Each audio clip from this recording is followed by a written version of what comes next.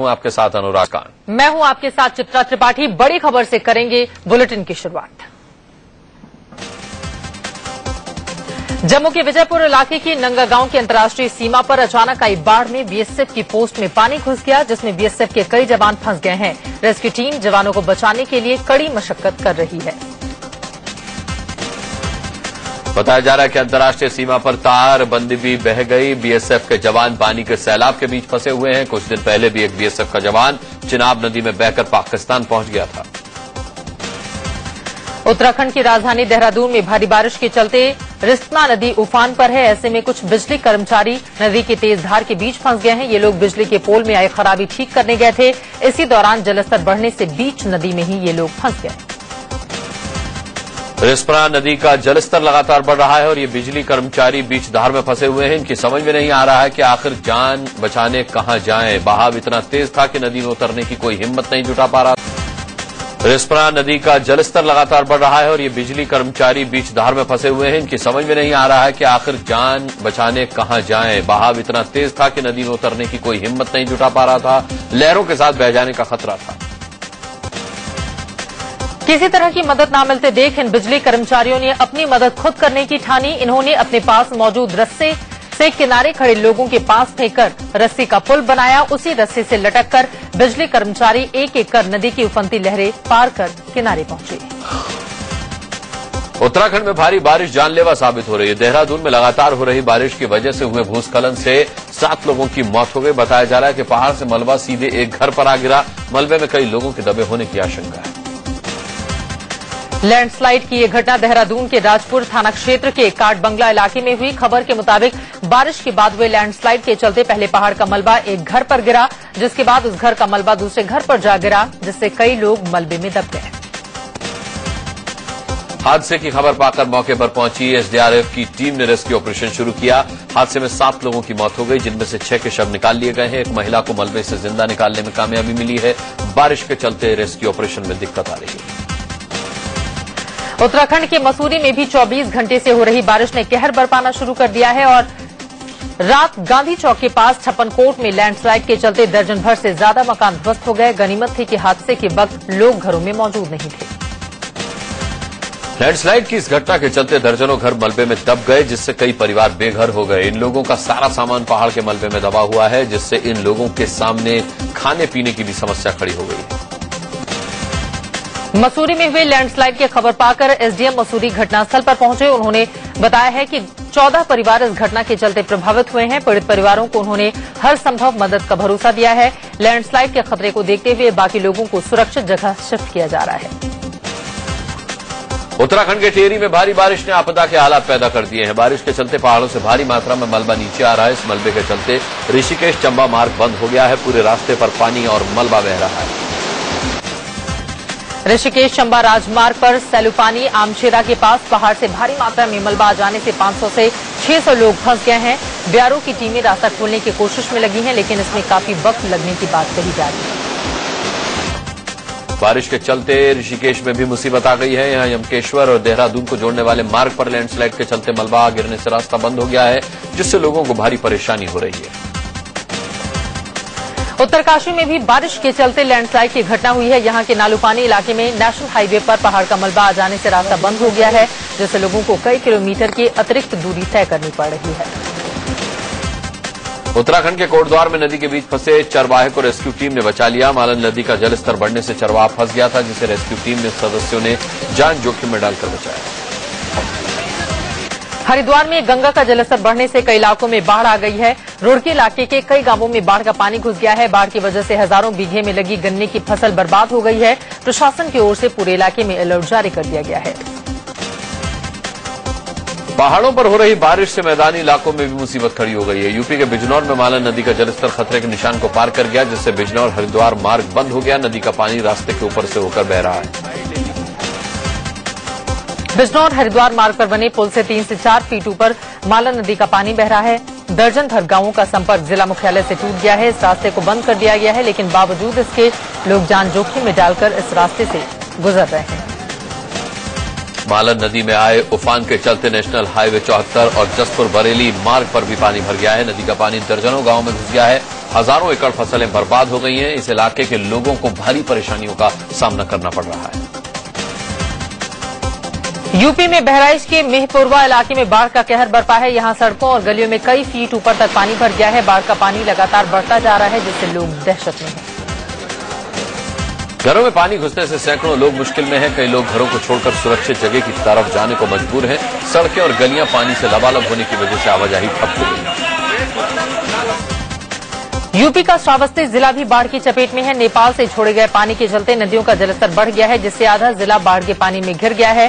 सैकड़ों गांव टापू बन गए हैं। 4 लोग बाढ़ के पानी में बह गए, जिनका कुछ पता नहीं चल सका।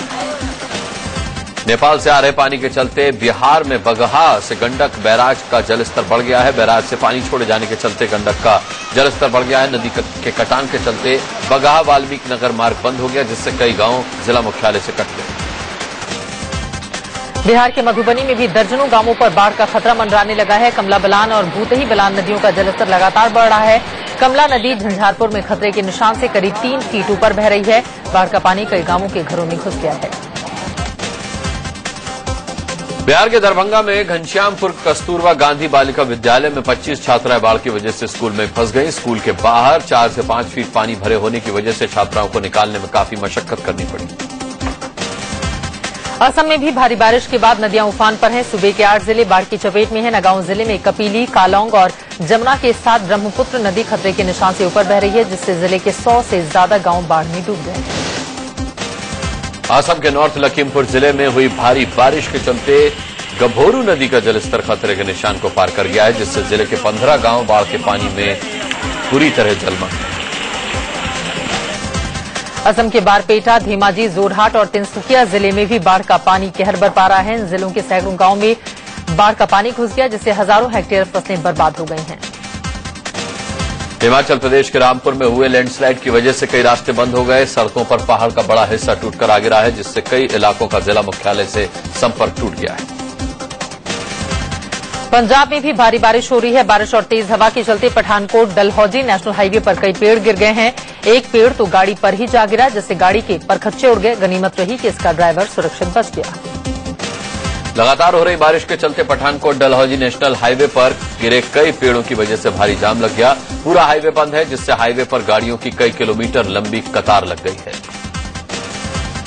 जम्मू कश्मीर के श्रीनगर में उस वक्त हड़कंप मच गया जब यहां के कोलकाता बाजार एरिया में भीषण आग लग गई। आग पहले एक मकान से भड़की और देखते ही देखते उसने कई और घरों को अपनी चपेट में ले लिया। मकान लकड़ी के बने होने से आग तेजी से फैल गई। देखते देखते कोलकाता बाजार एरिया के आधा दर्जन मकान धू धू कर जलने लगे। रिहायशी इलाका होने की वजह से आग फैलते देख लोगों में अफरा तफरी मच गई। खबर पाकर मौके पर पहुंचे दमकल कर्मियों ने आग बुझाने की कोशिश शुरू की। आग कई मकानों को अपनी चपेट में ले चुकी थी। ऐसे में आग पर काबू पाने में फायर फाइटर के पसीने छूट गए। आग के चलते इन घरों में रखा काफी सामान जलकर राख हो गया। आग भड़की कैसे, इस बारे में पता नहीं चल पाया है। बीजेपी अध्यक्ष अमित शाह ने नई टीम का ऐलान कर दिया है। नई टीम में 8 महासचिव और 11 उपाध्यक्षों को शामिल किया गया है। साथ ही 10 प्रवक्ता और 14 सचिव बनाए गए हैं। 8 महासचिवों की लिस्ट में हिमालय से ताल्लुक रखने वाले जेपी नड्डा, बिहार के राजीव प्रताप रूढ़ी, तेलंगाना के मुरलीधर राव और आंध्र प्रदेश के राम माधव को शामिल किया गया है। इनके अलावा दिल्ली से रामलाल, छत्तीसगढ़ से ताल्लुक रखने वाली सरोज पांडे, राजस्थान के भूपेंद्र यादव और यूपी के रामशंकर कठेरिया को महासचिव बनाया गया है। अमित शाह की टीम में शामिल 11 उपाध्यक्षों में तेलंगाना से ताल्लुक रखने वाले बंडारू दत्तात्रेय, कर्नाटक की बीएस येदियुरप्पा, यूपी के मुख्तार अब्बास नकवी और सत्यपाल मलिक के नाम शामिल हैं। इनके अलावा उपाध्यक्षों की लिस्ट में गुजरात के पुरुषोत्तम रूपाला, मध्य प्रदेश के प्रभात झा, झारखंड के रघुवर दास और राजस्थान के किरण माहेश्वरी को शामिल किया गया है। बीजेपी के उपाध्यक्षों में महाराष्ट्र से ताल्लुक रखने वाले विनय सहस्त्रबुद्धे, बिहार के रेणु देवी और यूपी के दिनेश शर्मा भी शामिल हैं। अमित शाह की नई टीम में 10 प्रवक्ता बनाए गए, जिनमें शहनवाज हुसैन, सुधांशु त्रिवेदी, मीनाक्षी लेखी और एमजे अकबर के नाम शामिल हैं। बीजेपी के नए प्रवक्ताओं की टीम में यूपी के विजय सोनकर शास्त्री, तमिलनाडु की ललिता कुमार मंगलम, दिल्ली के नलिन कोहली, ओडिशा से ताल्लुक रखने वाले संबित पात्रा को जगह मिली है। बीजेपी के प्रवक्ताओं में उत्तराखंड के अनिल बलूनी को भी शामिल किया गया है। वहीं आंध्र प्रदेश से ताल्लुक रखने वाले जीएसएल नरसिम्हा राव को भी प्रवक्ता बनाया गया है। यूपी के सुल्तानपुर से सांसद वरुण गांधी को अमित शाह ने अपनी टीम में जगह नहीं दी है। कयास लगाए जा रहे हैं कि पार्टी में उन्हें कोई बड़ा पद दिया जा सकता है। वहीं रामेश्वर चौरसिया को भी टीम में शामिल नहीं करना चौंकाने वाला है। महासचिव, उपाध्यक्ष और प्रवक्ताओं के अलावा 4 संयुक्त संगठन महासचिव बनाए गए हैं। साथ ही 14 सचिव और 5 मोर्चा अध्यक्षों के नाम का भी ऐलान किया गया है। और वहीं बीजेपी सांसद और भारतीय जनता युवा मोर्चा के राष्ट्रीय अध्यक्ष अनुराग ठाकुर पहले की तरह युवा मोर्चा के अध्यक्ष बने रहेंगे। हरियाणा के कद्दावर नेता चौधरी बीरेन्द्र सिंह बीजेपी में शामिल हो गए हैं। हरियाणा के जींद में बीजेपी अध्यक्ष अमित शाह की मौजूदगी में चौधरी बीरेन्द्र सिंह ने बीजेपी का दामन थामा। चौधरी बीरेन्द्र सिंह के बीजेपी में शामिल होने पर अमित शाह ने कहा कि बीजेपी आपके साथ ना ट्रेजेडी होने देंगे और न ही कॉमेडी। जिन्होंने बीजेपी ज्वाइन की है वो दूध और चीनी की तरह मिल जाएंगे। हरियाणा के जींद में हुंकार भरते हुए बीजेपी अध्यक्ष अमित शाह ने कांग्रेस पर जमकर चुटकी ली। उन्होंने कहा कि कांग्रेस की तो अब ऐसी हालत हो गई है कि जल्दी ही इसे चुनावों के लिए भी उम्मीदवार विज्ञापन देकर ढूंढने पड़ेंगे। प्रधानमंत्री नरेंद्र मोदी ने स्वदेशी तकनीकी से बना सबसे बड़ा युद्धपोत आईएनएस कोलकाता देश को समर्पित किया। मुंबई के नेवल बेस पर आईएनएस कोलकाता को पीएम के हाथों से नौसेना को सौंपा गया। इस मौके पर पीएम ने पूरी दुनिया को भारत की ताकत का एहसास कराया। पीएम ने कहा कि इसी तरह से भारत अपनी शक्ति को इतना आगे ले जाना चाहता है कि कोई भारत की तरफ आंख उठाने की हिम्मत न कर सके। एक बार सामर्थ्य की अनुभूति हो, कभी कोई भारत की तरफ आंख ऊंची कर करके देखने की हिम्मत नहीं कर सकता। पीएम ने नेवल डॉकयार्ड पर आयोजित खास समारोह को संबोधित किया। अपने संबोधन में पीएम ने कहा कि टेक्नोलॉजी के इस युग में बाहुबल से ही काम नहीं चलता, आज बुद्धि बल का ज्यादा महत्व है।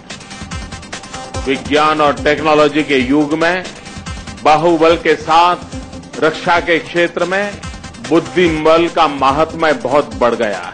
ये आईएनएस कोलकाता भारत के बुद्धि बल का भी परिचायक है। पीएम ने कहा कि आईएनएस कोलकाता के जरिए हम सारी दुनिया को अपने बुद्धि बल का परिचय करा रहे हैं, भारत की निर्माण क्षमता का परिचय दिला रहे हैं। आईएनएस कोलकाता राष्ट्र को समर्पित करते हैं उसी पल हम विश्व को भारत की इस बुद्धि धन का परिचय भी दिला रहे हैं, भारत की निर्माण क्षमता का भी परिचय दिला रहे हैं। पीएम ने आईएनएस कोलकाता को समुद्री कारोबार के लिए भी कारगर बताया। उन्होंने कहा कि व्यापार को बढ़ाने के लिए समुद्री सीमा की रक्षा बेहद जरूरी है। विश्व व्यापार के लिए भी सामुद्रिक सुरक्षा बहुत महत्वपूर्ण बनी है। ये आईएनएस कोलकाता एक प्रकार से समुद्री में तैरता हुआ कम्युनिकेशन का एक बहुत बड़ा आधुनिक से आधुनिक संपुट है। नेवल डॉकयार्ड पर पीएम नरेंद्र मोदी के साथ रक्षा मंत्री अरुण जेटली भी मौजूद थे। साथ ही महाराष्ट्र के गवर्नर के शंकर नारायणन और सीएम पृथ्वीराज चौहान भी इस मौके पर मौजूद रहे। इससे पहले रक्षा मंत्री अरुण जेटली ने नेवल बेस पर आयोजित कार्यक्रम को संबोधित किया। उन्होंने कहा कि यह हमारे देश के लिए ऐतिहासिक दिन है। आईएनएस कोलकाता देश के लिए गर्व है, इससे नौसेना की क्षमता बढ़ेगी।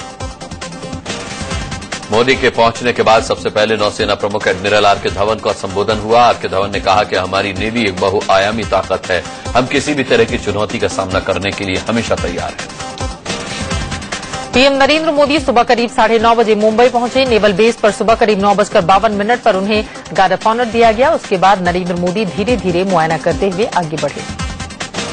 आईएनएस कोलकाता देश को सौंपने के बाद मोदी ने महाराष्ट्र को 6,000 करोड़ की सौगात दी। नेवी मुंबई के जवाहरलाल नेहरू पोर्ट ट्रस्ट पर उन्होंने स्पेशल इकोनॉमिक जोन का शिलान्यास किया। जेएनपीटी की सेज परियोजना 277 हेक्टेयर में होगी। इसे 3 साल में पूरा किया जाएगा। परियोजना से करीब 1.5 लाख लोगों को रोजगार के अवसर मिलेंगे।